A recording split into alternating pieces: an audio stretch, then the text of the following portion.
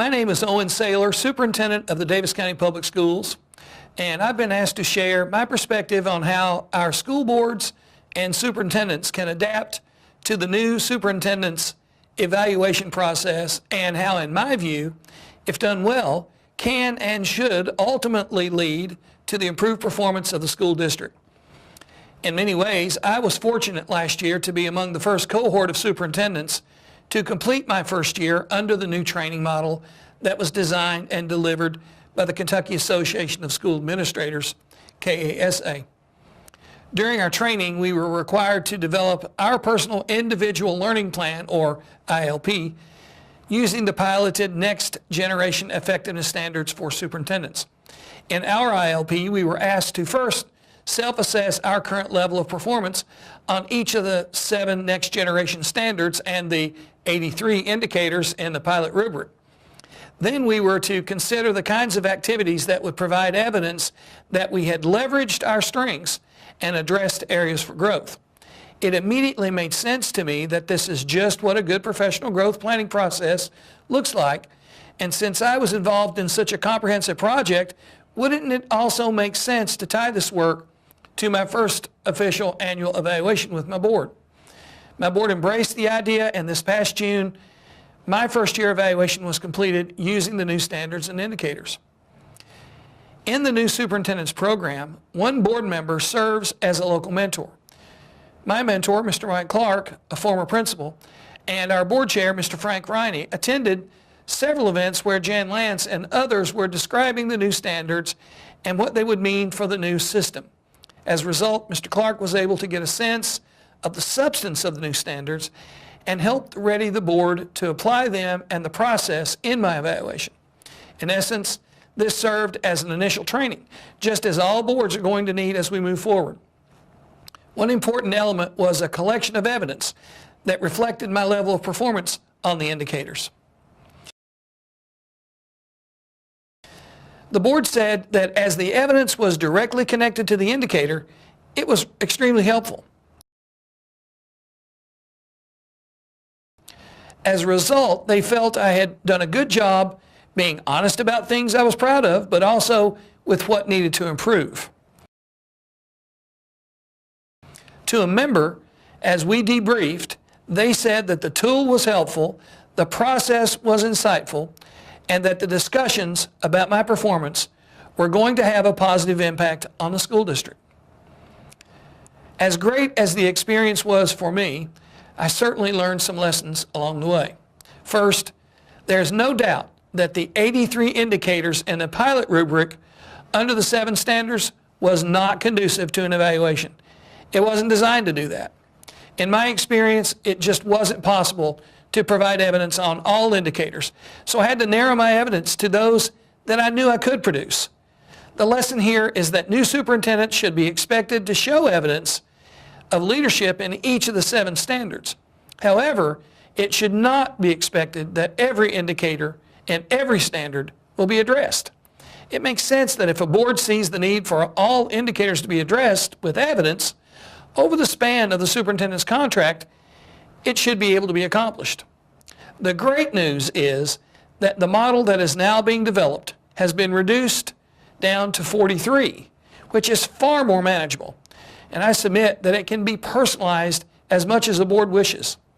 Secondly, this process requires the superintendent to accept the reality of transparency. I made the decision early on that as much as I wanted to put mascara on the muskrat, it was better for me to acknowledge issues, set forth an action plan, and then do my best to meet improvement goals. Plans I'm still working on now. As a result of my experience, I'd like to share how I think the process could be done by other districts. First and foremost is the approval of the superintendent's professional growth plan. Very important. On a date certain, for example, for me, no later than September 1st of each year, the superintendent will present his or her professional growth plan to the board for approval. For the first year superintendent, there should be an expectation that the growth plan directs evidence be provided in each of the 7 standards. However, there should be agreement with the board on the number of indicators that are addressed. The new superintendent might begin by doing a self-assessment on their current capacity and then bring to the board their ideas for focus indicators. And the board can agree, disagree, or add additional based on what they want to see. Boards are going to have to be mindful of what's realistic for the first-year superintendent to accomplish. And that's going to really need to be central in the training that boards receive. For the experienced superintendent, his or her growth plan should be first based on the previous year's evaluation. Then any other indicators that may be of interest to the board between the evaluation that happened in the spring and the presentation of the growth plan for approval in the fall. Here's where this process becomes more manageable and, frankly, smart. The new model properly allows for boards to identify specific standards to be addressed in more depth than the first year, but doesn't require that all standards be addressed every year. For example, in my Year 2 PGP, my board has asked me to deeply address Standard 3, Cultural Leadership, and Standard 6, Collaborative Leadership. And using the new SLP, that's the new model, I'll be bringing them evidence in May regarding my level of performance on each of those 13 indicators. Now, I'll also be bringing 1 or 2 items in the other standards to show things that I'm pleased about or things that I said last year that we wanted to address. Those just aren't as much the focus as Standards 3 and 6. In May, each new superintendent is required to present what is called the capstone, which provides the board with a reflection of their first year. This is the perfect opportunity to walk the board through the 7 standards, a self-assessment of the evidence related to the indicators, celebrations, challenges, and ideas for future growth. This May, as an experienced superintendent, I'll be presenting the same process to my board once again, and I plan to do it every year. Last year, it truly helped lay the groundwork for the board to complete my evaluation. The board will then have a growth plan born at the beginning of the year, evidence related to the completion of that plan, a self-assessment completed prior to the presentation, and they will have heard directly from the superintendent about the state of the district. From this, the board completes the evaluation using the tool provided, and the cycle of professional growth planning begins again. As the new model moves forward, I believe we should be mindful of several things. First, this must be viewed as a growth model, not one that measures deficiencies or gaps.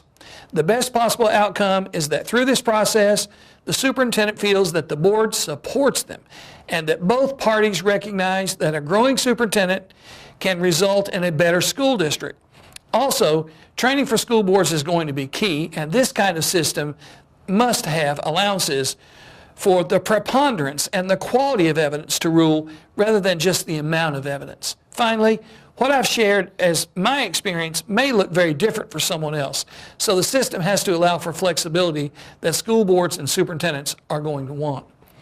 I'll close by simply saying that the new superintendent's learning plan, using the next generation effectiveness standards for Kentucky superintendents, provides for me a clear roadmap for expectations. And for my board, it provides a set of quality benchmarks and best practices for them to use as they assess my performance.